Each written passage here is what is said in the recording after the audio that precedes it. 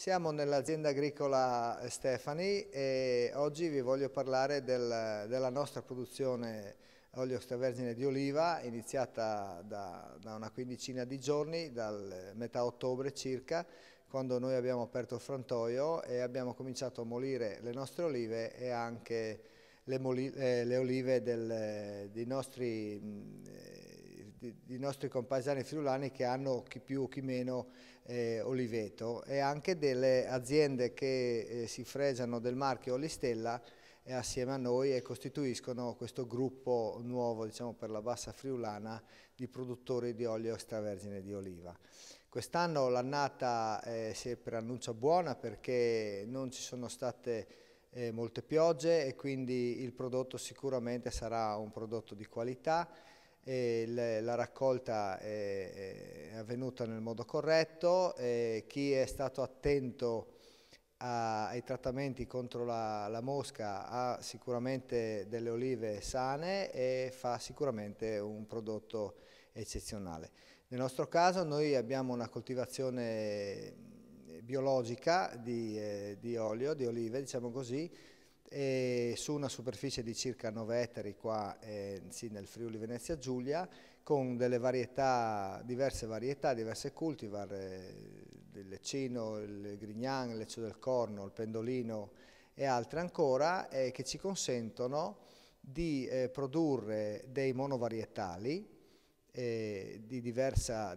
intensità di fruttato, con i quali poi riusciamo a perfezionare le intensità e a commercializzare il nostro prodotto con 5 varietà di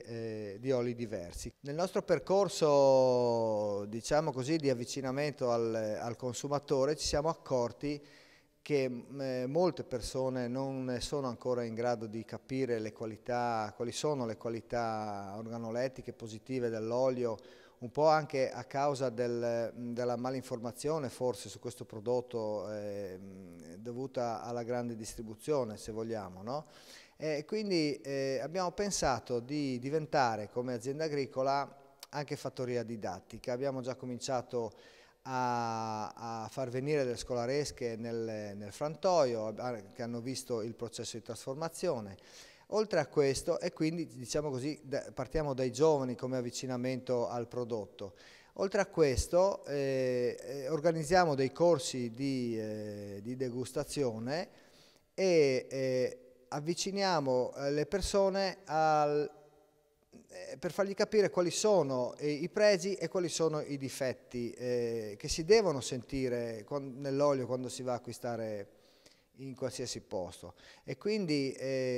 facciamo dei corsi dove li facciamo sentire il difetto del rancido, del riscaldo, della muffa, oppure anche ci capita qualche volta di dover spiegare che alcuni attributi che si pensa siano dei difetti in realtà sono dei pregi. Sto parlando dell'amaro che si sente nell'olio o anche del cosiddetto chiamato piccante, che in realtà queste due caratteristiche sono elementi di pregio dell'olio e, se presenti, danno già per scontato che quello è un olio di buona qualità. Naturalmente bisogna anche riuscire a distinguere quale può essere il rancido e cercare